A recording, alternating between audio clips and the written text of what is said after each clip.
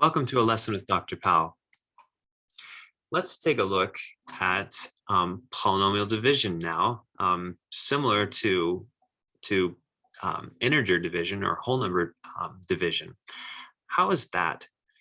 Well, let's think about that for a minute. If I give you a number like 457, this is like 4 times 10 squared plus 5 times 10 plus 7. Or if, in other words, if we let 10 represent x or x represent 10 here, we're really dealing with polynomials. So arithmetic with polynomials is a lot like arithmetic with regular numbers. In fact, all the algorithms of multiplication and division carry over quite nicely. We should probably teach it more like that sometimes because it is specifically for multiplication because it works so nicely and it kind of fits everything in pieces just right together. So we kind of use the exact same basic idea.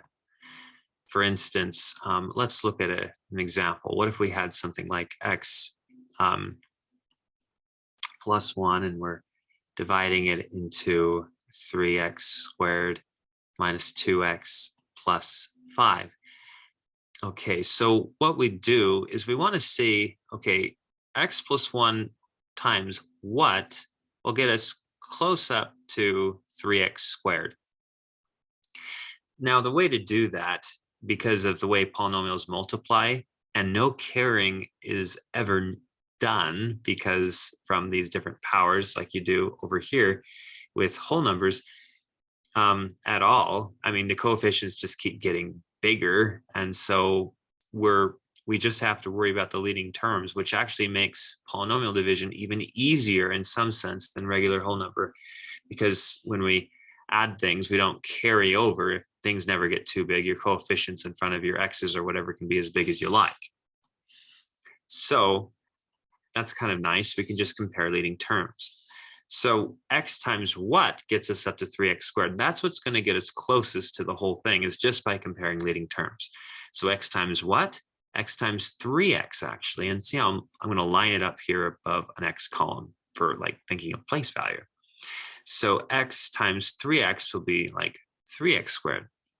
So we can go ahead and do that. We'll try to multiply this by 3x and it's going to get close to this, but not quite. So we're going to be a little off. We'll see what we have left over still to work with. So we have 3x times x plus 1. We multiply, distributing 3x squared. 3x plus 1 would be, or times plus 1 would be just 3x. And then we subtract. And these guys, the first guy just vanished. We chose it strategically so it would. And then you're just left with negative 2x minus 3x, which will just give you negative 5x. This guy's always here. You can drop down as many as you need. Here we can drop it down here. So this is what's left over. We just subtracted this from the whole thing and we got this. This is what's left over. So in some sense, what we're doing is we're trying to kind of think backwards, and we're thinking x plus 1 times what gets us close to 3x squared minus 2x plus 5. And we just found that a 3x, if we multiplied and distributed that to that would get us some of this, but we'd have a little bit off. So we have to multiply this to something else and add those two results together. Hence, that's what we're going to be doing right here in order to get even closer. So we do that. We have x plus 1 times what will get us to what's left remaining. Well, you see, we just compare leading terms again. We repeat the same process, x to negative 5x. So x times what? Well, it's just minus 5. Okay, then we take that minus 5, we multiply it to the x plus 1. And okay, we multiply it to the x plus 1 here. And we end up getting negative 5x minus 5. We subtract.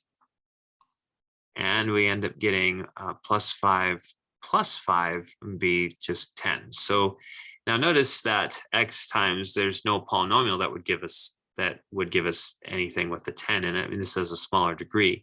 So that becomes our remainder 10.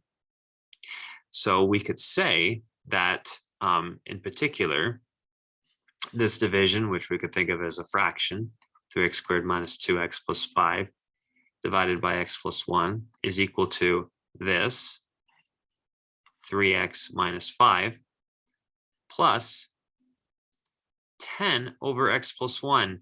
So this is kind of like the whole part. And this is like the fractional part. In fact, this is a mixed number, a mixed polynomial number. So the remainder and what over the divisor, notice how this has degree less than that. So this is like a proper fraction.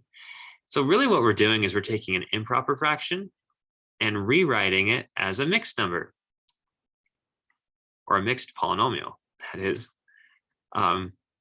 where you take the whole part.